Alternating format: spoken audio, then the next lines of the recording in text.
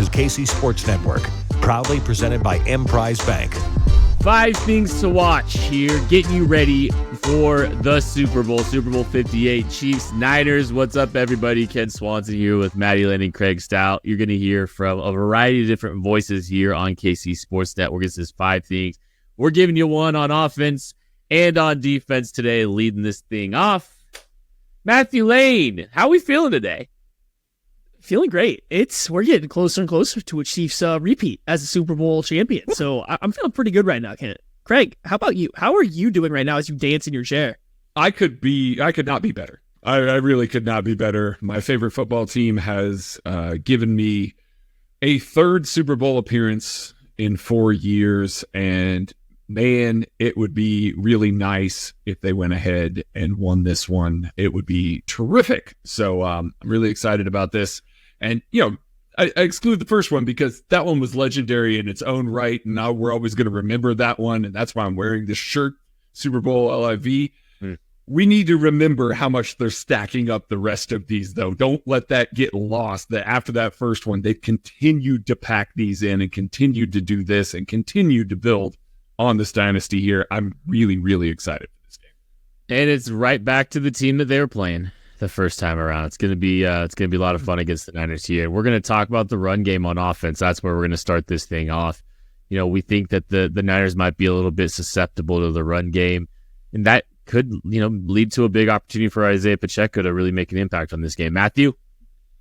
Yeah, the 49ers run defense has been pretty poor for the entire season. It's really showed up at big time in the playoffs. And in the playoffs, what's mostly happened is teams have taken advantage of them on the outside. Well, that's also been the case all year long. Their run defense on the interior, average, middle of the pack. They're about 26th, I believe, here. And outside runs, they're 26th in EPA per attempt, 27th in success rate. Whereas interior runs, 14th and 22nd. Again, not good on interior runs, but fine, manageable. But outside runs, they just struggle to stop significantly. And part of it's because they don't have a good defensive end opposite of Nick Bosa. The other part of it is the entire goal of that defensive line is to get upfield and make a play against the pass so you can kind of out-scheme them versus the run. And we saw it from the Lions, from the Packers. Just pin them with wide receivers. Just let them be ignored and hit an end around, right around. Like whatever you want to do, you can play with these defensive ends, and then because the 49ers are always going to be in a 4-down front with the linebackers and traditional stacks behind it, you get good angles to climb up to them. They are relying on their linebackers and their defensive linemen to beat your block. So running outside is the move. Unfortunately, the Chiefs don't do a ton of toss plays, a ton of pin and pull, but they do love outside zone, right? And so for a team that loves to run outside zone, guess what? The 49ers have given up 5.1 yards per carry to outside zone this year during the regular season. To make it even worse, they give up 3.5 yards after contact against teams running outside zone. So that tells you that the tackler's coming from deep, not on good angles. Run the ball, Kansas City. Let Isaiah Pacheco go. Finally, you can get back into your outside zone. Get it back into some of your Y insert stuff where you counter off of it. You don't have to just run outside. There's space on the interior, but please run the football in this game and make that defensive line have to play it first and not just play the pass. In the last 6 games that the San Francisco 49ers have matched up against teams, they have held the opposition under 100 yards rushing once. And that was to the Washington Commanders, who basically couldn't offense at the end of the year. They got up 234 yards rushing to the Arizona Cardinals. Ravens were over 100 yards. The Rams were over 100 yards. And then they got to the playoffs, allowing 136 to the Green Bay Packers and 182 to the Detroit Lions. They are right for the picking here. This is not a situation where you're looking at this and you're going, man, I hope the Chiefs are going to get the run game going. It is inevitable in this one. This is where the major advantage for the Chiefs is going to lie. There's lots of them on this offensive side of the ball for the Chiefs. This is one that I just feel like Andy Reid is going to be willing to change his game plan a little bit. He's going to be willing to lean on it a little bit more, and it's going to suit the style of run that the Kansas City Chiefs want to do.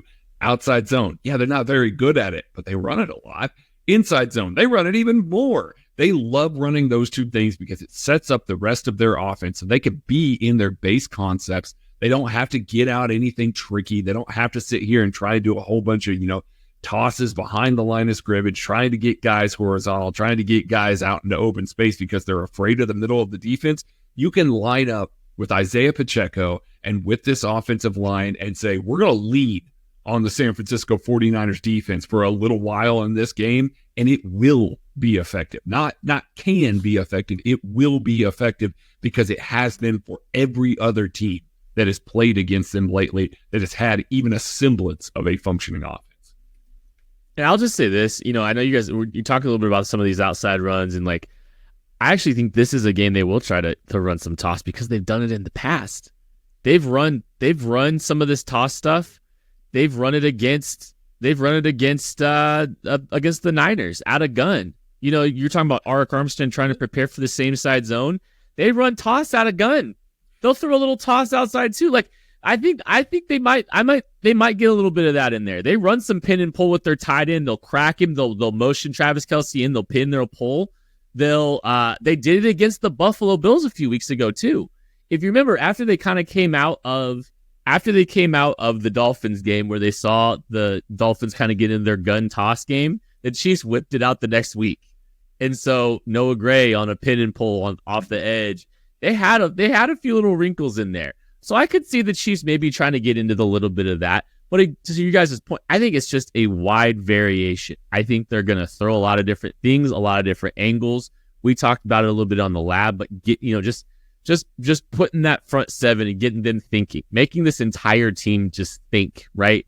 I think we'll talk about the other side of the ball having to think a little bit too here in a minute, but I just think it's a varied run scheme where you're mixing things up as best you can, inside, outside, gap, zone. I just think you throw the book at them and just kind of, if you know that they're going to be pretty predictable up front, that's a masterclass opportunity for Andy Reid right there, honestly, because if you're predictable, Andy normally figures some things out and has a good plan against you. Yeah, and it's it's a thin edge there because I think in the playoffs the Chiefs have kind of trimmed down their run game. They've got less diverse in the playoffs here, and the run game's probably gotten a little bit better just because they're honing in on what they do well. But I think what we've known for the Chiefs since Andy's got here, they're going to pick a couple run plays for each game, and they're going to kind of hammer them home. And it doesn't matter if it's something they're just bringing out for that game. Like, it can be a weekly specific thing. So I am intrigued to see what is on the docket for this Chiefs run game because I went back and looked. They ran a lot of Y insert last year. They haven't run it hardly at all this year. They came out against the Jaguars early in the season, and they ran some kind of outside zone counter run that I've never really seen. It looked kind of like a long trap, like a counter run with a tight end coming across. They just did some crazy stuff, and it's all there. They've got different things out there. They've done a couple, two inserting tight ends on the same runs. They've done a lot of stuff, so I'm just curious to what they go with. It doesn't always have to be tossed, though. You can get to the perimeter by running power. You can get to the perimeter by running counter. And honestly, the Chiefs, usually when they do run counter, it hits a little bit wider. They're not trying to hit the interior gaps as is. So there's a lot of stuff at play for them. And you really just want to get Pacheco going downhill, force the 49ers secondary to tackle in space. Because, they have a lot of guys that aren't particularly good at tackling. I think everybody in their secondary is over a 15% missed tackle rate. Their deep safety, Jair Brown, is at 30%. He misses a third of the tackles he goes for, that he has to go to. Now, he's their deep safety. He's the last line of defense, but their corners, their safeties aren't particularly great at tackling outside of Charvarius Ward. So make them tackle if you have everything fit up well. Don't be scared to try to run out of 11 personnel. The Chiefs have been bad at that this year, but the 49ers are worse. So, let them be bad against it or test out 12. Test out 12 personnel and see how they play because the 49ers play one of the lowest amounts of heavy boxes in the NFL. See if they're going to match. See if they're going to load the box up versus 12. See if they're going to get in base and how you can take advantage of it. But don't get scared off of the run game if you have to stay in 11 personnel because the Niners have been pretty bad at it. Just keep giving it to Isaiah Pacheco, though. Don't try any of this cutesy stuff. Getting Kadarius Toney, getting Sky Moore, who is going to be active, or Mecole Hardman.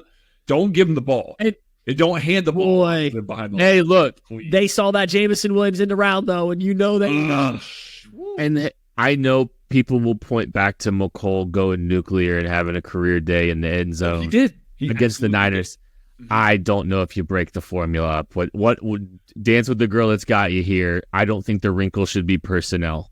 I think that personally, Niners defense was so much different than this Niners defense, and the way that they could play the run, the way that they could plug interior gaps. This is just significantly different. I just don't think you got to get cute in that regard with who you hand the ball off behind the line of scrimmage. Give it to Pacheco, give it to Clyde Edwards-Helaire, and profit. Do you remember the first play of the Super Bowl Live for the Chiefs offense? I don't. So they tried a little nod fake inside zone to a boundary option play. So they try to get out on the edge immediately. They used Mahomes there. I don't know. It'd be fun if they just line it up and do it again. They haven't run option all season. I don't really want them to, because the Niners strung that thing out for a gain of nothing, if I remember correctly too. But I don't know. I don't know why I was just thinking about that. We talked about getting the defense thinking for the San Francisco 49ers, but I think the Chiefs can really get the offense thinking too, especially with a young quarterback there. Steve Spagnuolo is going to have some tricks up his sleeves. We know that's the case, Maddie. What do you think that the Chiefs could try to employ to really get after a Brock Purdy? I think you got to start looking through the defenses that have had the most success against them throughout this year. And I think two that you kind of settle on to build your defensive plan around: the Cleveland Browns early in the season, and then the Baltimore Ravens late in the season. And you look at what those two teams did. They blitzed a little bit, but not a ton. But what they did was show a lot of different looks. They put a lot of guys up front, the line of scrimmage, and said, hey, sort out where this pressure is coming from. Now, the Chiefs don't love to drop their defensive linemen the same rate the Baltimore Ravens do. That's the difference between 4 down, 3 down base, different defense here. But you can still give a lot of those same looks. Just make it look like a lot of pressure's coming. And I do think you get Brock Purdy's heads speeding up. And he's been good versus the blitz. So you show him the look, you get him to drop back, and then you just drop everyone out. You make this very aggressive quarterback now have to decipher, what's changed since my pre-snap look? Where am I supposed to start in my progression? How do I get all the way through it? And then when he wants to make an aggressive throw, you now have 7 guys, maybe 8 guys dropping out into coverage, eating up all this space, because Brock Purdy does struggle a little bit more versus zone coverage. So I think 2 teams that had success against them did a lot of that. They showed him a lot of looks pre-snap. They changed it. They played a lot of coverage over just purely bringing pressure. And I think that's kind of how you start to make Brock Purdy feel a little uncomfortable.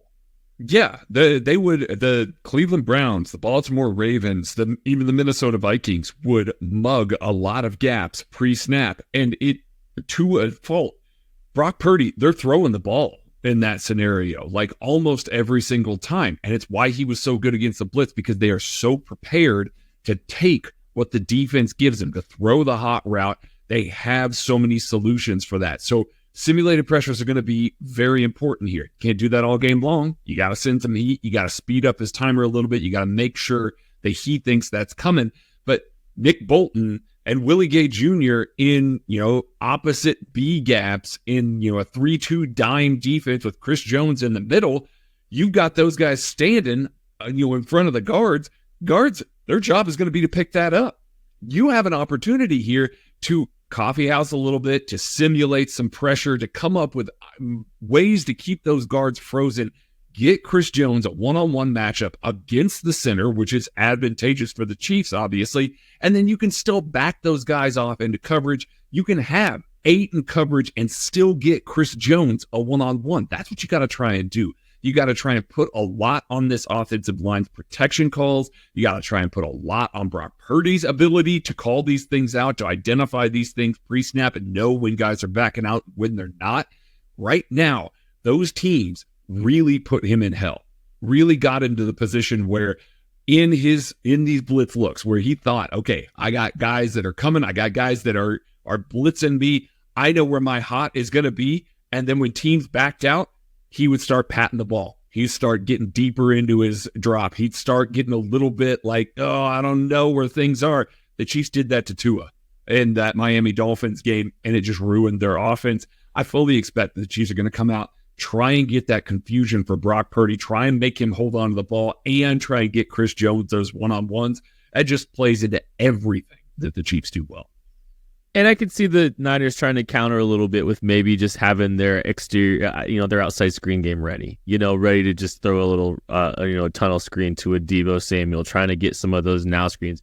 Because even if you're trying to walk and mug stuff up, you still got to be able to pursue out to the edge. You still got to get out there. And obviously, you're going to get some guys out there dropping, but you're still at a disadvantageous position to try to get out to, get into some of those screens. So I think one of the counters to watch really this game is do the Niners try to get out and just throw a little, throw a little screen out there, throw a little slip, throw a tunnel, to a guy that's really difficult to bring down. Now, the good news for the Chiefs in those scenarios and why they might feel comfortable really trying to, walk a lot of guys up is they've got really good tacklers in the back end of their defense. Mm-hmm. And so that's something that can be really valuable when you're trying to, maybe,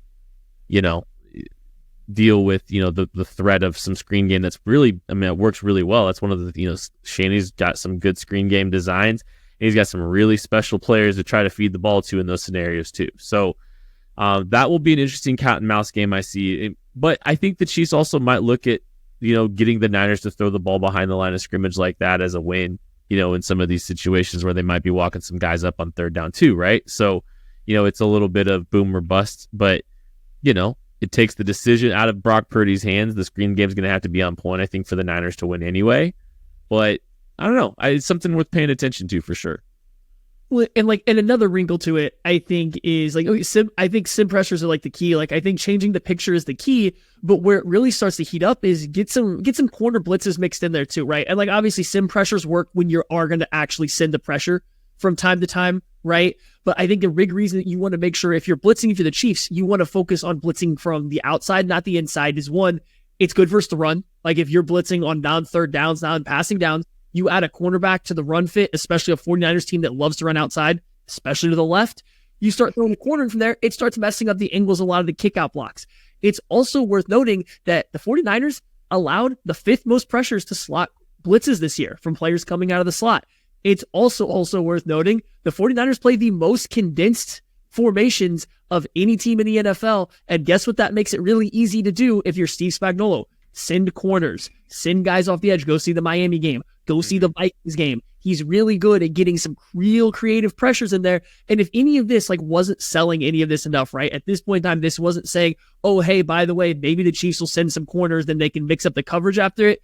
In the playoffs, the Chiefs have allowed, this is from Dan Pizzuta on Twitter, the Chiefs have allowed 3.1 yards per play and have a 47.2 pressure rate when they send at least one defensive back as part of the rush. So Chiefs really good when they do this. 49ers not so good when this happens. Mix in the blitzes off the edge from the corners, and then you start getting into these sim pressures where you show, oh, is Trent McDuffie coming? Is Snead coming? Maybe I'm hot now, to Craig's point. Oh, wait, I'm not. There is 7 guys in coverage. I'm going to start patting the ball and trying to run around because that's where Brock Purdy's mind goes because he is a playmaker. There's a lot to be had there. I think there's a mind game that Steve Spagnuolo can win between when he sends pressure and when he drops out. And that's one of those guys that we're looking at has been the best assistant coach in the NFL. I don't care what the NFL honors said, but he has been the best assistant coach in the entire NFL. He's going to come up with a game plan. He has made every single offense that they have played in this playoff play a game that they wanted no business with, that they did not want to play. And so creating those opportunities, forcing Purdy deeper into the drop while still containing him within the pocket because he can get out there and run around, sim pressuring, it just feeds into all of that. It really does feed into all of that and dictates the game a little bit, takes Christian McCaffrey out of it a little bit. There are so many different things that they can do to try and stop this. And that is the one thing that when I've gone back and I've watched this San Francisco 49ers offense against good defenses, it's the one thing that all of those defenses were able to do and were able to have lots of success doing. Steve Spagnuolo knows it. And he does it all the time anyway. So it's not like he's adding a new layer to this. He's going to line up. He's going to do it. And I'm really excited to see the results of that. We are going to take a break, and we will be back with more 5 things to watch for the Chiefs' Super Bowl matchup against the San Francisco 49ers. We appreciate you supporting KC Sports Network by listening to our podcast. You have helped us become the highest-ranked Chiefs podcast network in 2022 and 2023. And don't forget about our daily Substack newsletter, the best written analysis you can find on the Chiefs straight to your inbox every day. kcsn.substack.com. We are back with side things to watch here. The lab had you covered with one offense, one defensive thing. Now we're going to throw over to our guy, Barbershop, to talk about one of the most important defenders, not just for this year's Chiefs defense, but for this era's Chiefs defense, and Chris Jones. Here's Shawn Barber with more. How you doing, man? This is Shawn Barber from The Process. Give you my thing to watch for this Super Bowl 58 edition. Man, it's going to be a tough game out there in Las Vegas. Yeah, there's going to be people playing roulette, playing blackjack, trying to make a quick come up. But the smart bet, come this Sunday for Super Bowl, man, you better bet on Chris Jones. That's my one thing to watch. Yeah, it's no certain magic. It's no recipe for success. It's a one-on-one. Have your eyes locked on number 95. Number 95, man, from the first snap to the end, he's on the last year of a one-year deal. He wants that money. He wants to get paid. There's no better scale, no better time, no better place. Big players make big plays in big games. And big play, Chris Jones, the CEO of Sack Nation, better come ready. Might be packing 2-3 lunches because it's going to be a long day for whatever lineman is in front of Chris Jones. So yeah, bro, this is my Super Bowl edition of What's to Watch. You better keep your eyes peeled and on Chris Jones each and every snap, because he's going to make play after play after play. The CEO of Sack Nation has arrived in Vegas, and man, he's about to win. He's about to win big. So let him feel you, Chris Jones. Let him smell what Chris Jones is cooking. Come Sundays, come Super Bowl Sunday. Bring that win back home to Kansas City, baby. All right, man. This is Shawn Barber, The Process. That's my thing to watch, or my one person to watch. It's all about Chris Jones. Let's go, baby. Thanks, Barber. Yeah, Chris Jones. Monster performance here. Obviously, he's already got a legacy that's cemented itself in Kansas City and cemented itself in NFL history, but a monster game in this Super Bowl takes him into some of those upper echelons with some of those defenders that we talk about that are first ballot Hall of Famers, our guys that are automatic Ring of Honor guys for the Kansas City Chiefs. This could be Chris Jones's last game in the Kansas City Chiefs uniform. We'll see how the offseason goes here. He'll want to make it a good one and come home with a third ring. Man, that feels good to say that about a player for the Kansas City Chiefs here. We're going to stick with the trenches when we throw to our next thing here.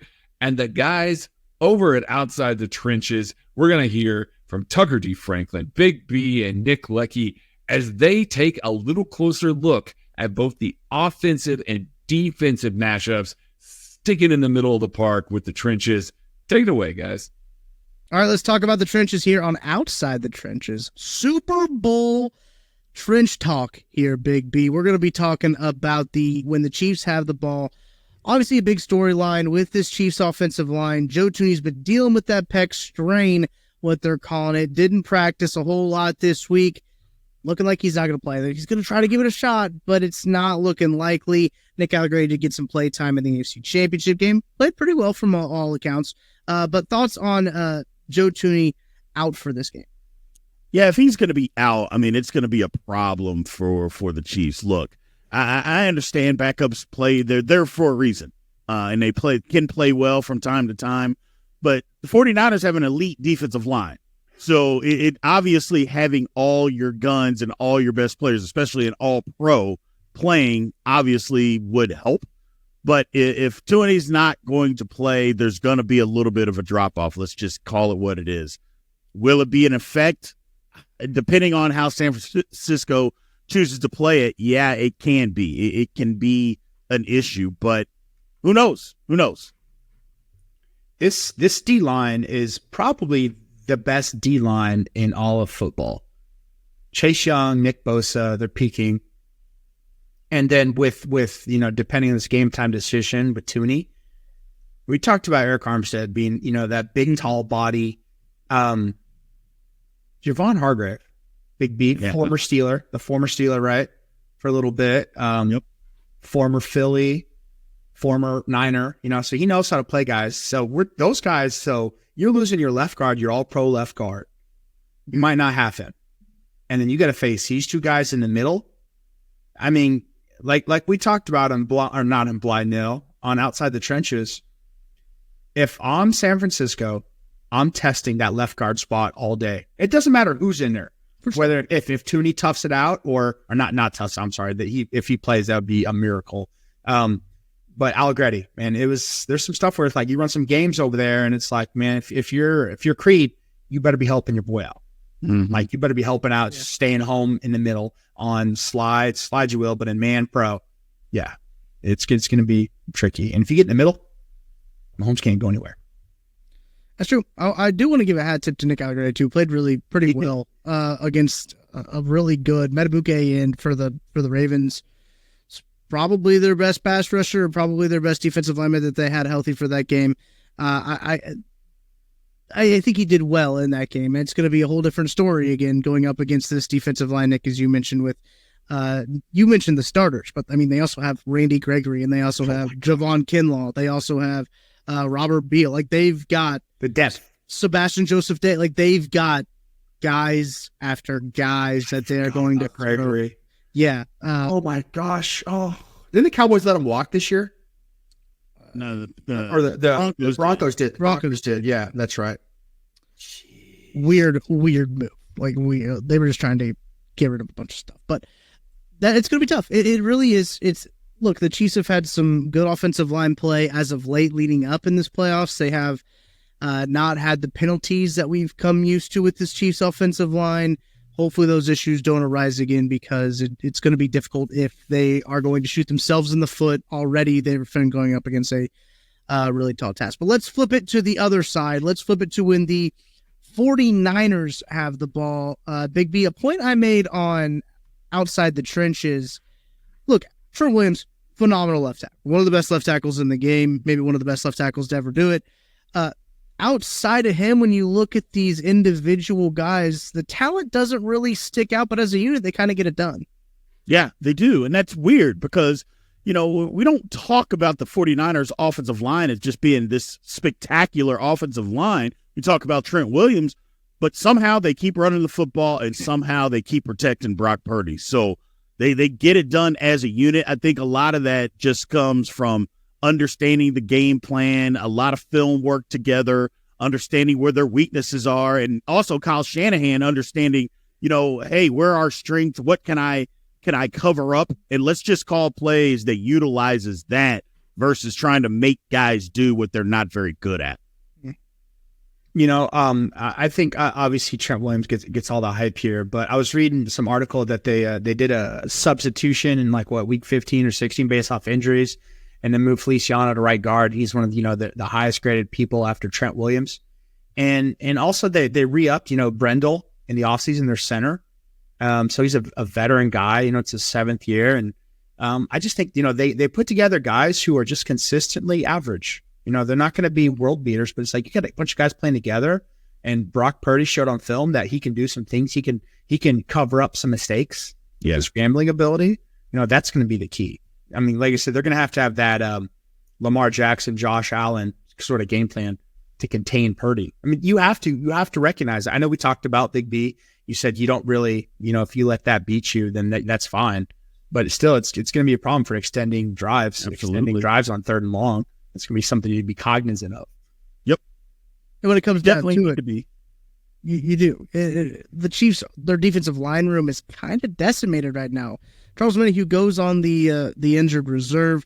They activate, obviously, Sky Moore, but you're looking at George Karlaftis, Malik Herring, B.J. Thompson, a guy who hasn't really played a whole lot of snaps this year. Felix Anudike-Uzomah, he played Week 18, but again, outside of when Charles Menahue came back, his role was kind of throttled down a bit. Mike Dana is obviously going to be out there playing a lot of snaps. Tershawn Wharton can kind of play inside out a little bit, and as well. But I mean, you talk about Derek Nottie. Derek Nottie's not going to be playing in this game. They're from the interior to the exterior of that defensive line. That's been the biggest part of this Chiefs team that's taken the biggest injury hit. I think. I'm worried, Big B, that might catch up with them. I mean, it could. I mean, look, injuries are part of football. It is what it is, especially this point in the season. But you know what? You drafted the guy in the first round. It's time to step up. You got to make a play. It's the Super Bowl, and if any time that anybody, and not just him, if anybody's going to step up, you got to step up this game. You're down a man. I'm not going to say they're outmanned against the 49ers up front. I'm not going to say they're outmanned, but at the same time, if you're looking for a mismatch, that would be a place where you see, okay, that could be a mismatch. I just think the Chiefs, they got to get after them, can try to control the line of scrimmage, play a lot of games up front, do some things that 49ers, maybe aren't used to seeing, doing some different stuff like that to try to free up guys and get some one-on-one advantages, let Chris Jones kind of do his thing. Yeah, and like I said, if you can find that, if you can win a one-on-one matchup while Chris Jones is on your side, and if you can bring some depth, and we're really underestimating at this point in the season, everyone has had a bunch of starts. This offense line has had a bunch of starts on the belt, so they're tired. You're not 100%. And you got a guy who got in some decent reps versus the Chargers week 18, and which didn't really mean much, but he's got that game experience, right? And he did it in college. And we'll see if he can do it now with fresh legs and a wild card being like, I don't know what to expect, which is, as an offensive lineman, you're preparing for a game and you don't have any footage on this person, on what you're seeing. You don't know what his moves are. You don't know what his tendencies are. Whereas meanwhile, all your stuff's out there and you know what's up. So it could be a wild card. It could be not, but it's something. It's something. That's for damn sure with Felix. Yep. Like Shawn Barber said in 5 things already, Chris Jones is going to need to have a big game. I'm really excited to see what he can do here. Look, it's going to be games like this. If he takes over, he's going to find himself a pretty big payday. And I'll doubt it's going to be in Kansas City, but he can really get himself a pretty big payday with this. Neil Farrell also came in last week. Played pretty well, truthfully, in the snaps that he had. I don't know why the Chiefs hadn't played him more, but we'll see how that all shakes out. That's going to do it for us outside the trenches. We appreciate you guys listening to 5 Things all year long as we get you ready for Super Bowl 58. Let's go ahead and send it back for more 5 Things. Yeah, no, that's, this is where the game could be won or lost. That San Francisco 49ers defensive line is really good. Good matchup for the Chiefs offensive line.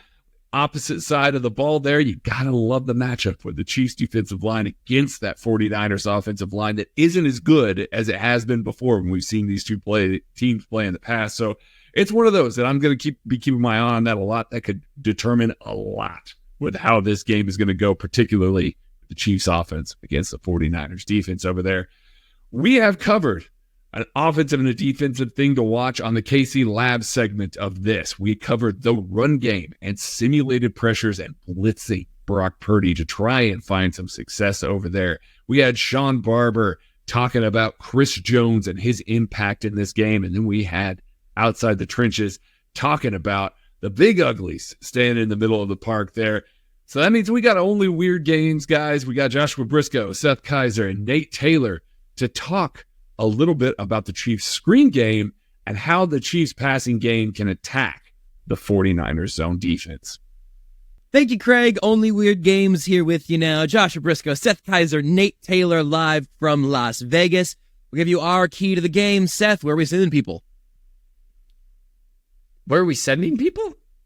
To the key. What's the key we're sending people to? Sorry. Like we talked about before we started doing this? We had such a great show this week. I apologize. We can start this over if you want. If that was, here's what happened before the show. If this is still in there or not, either way, this is what I needed to go ahead. I said beforehand, Seth said something that I kind of mostly caught what his key was going to be. And I said, Seth, I'm going to throw it straight to you and you're going to introduce us to the take and the key and we'll go.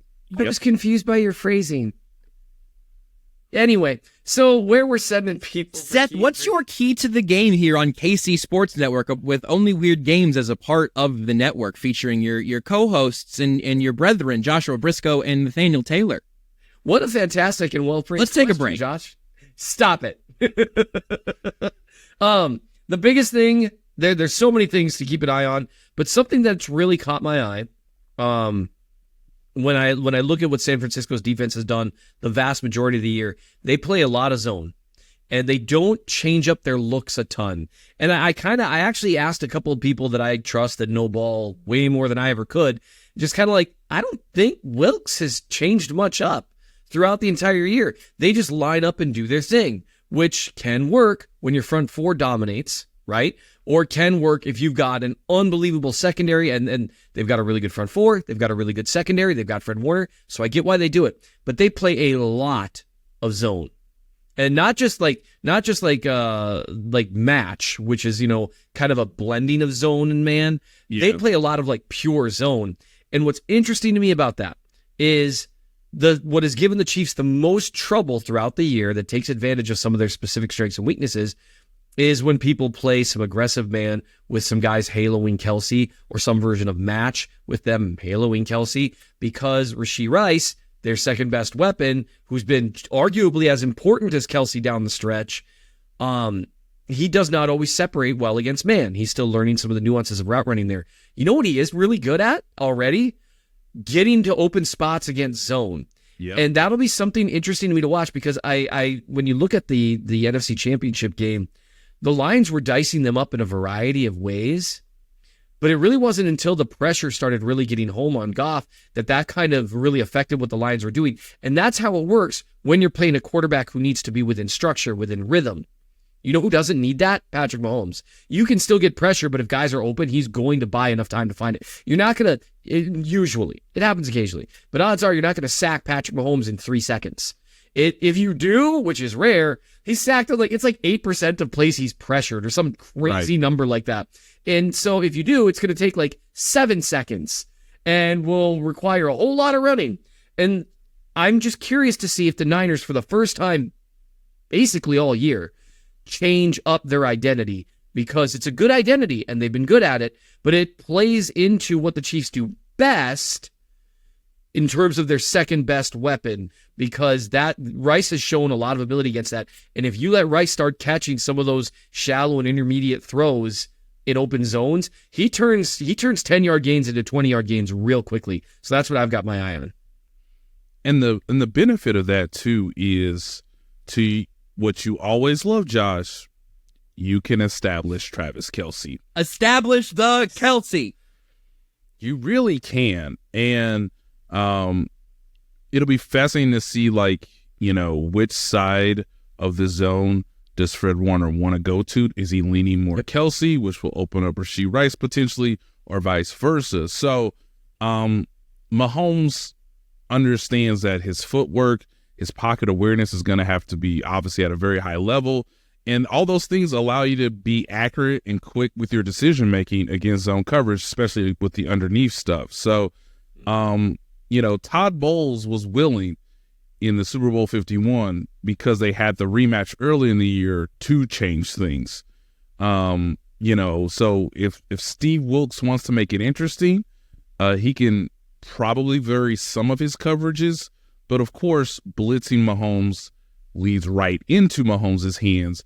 But I agree with Seth. You can't just show cover 3 all day and expect your defense to hold up if they're not getting pressure. You may have a feeling based on that, the way that we're leaning in this game. We talked about it much more in our full-length episode of Only Weird Games on Thursday. So you can check that out if you want the full preview from our 3 perspectives. But Craig, I'll let you take it away from here because I know Seth's not going to know how to get there. All right. Thanks, Josh.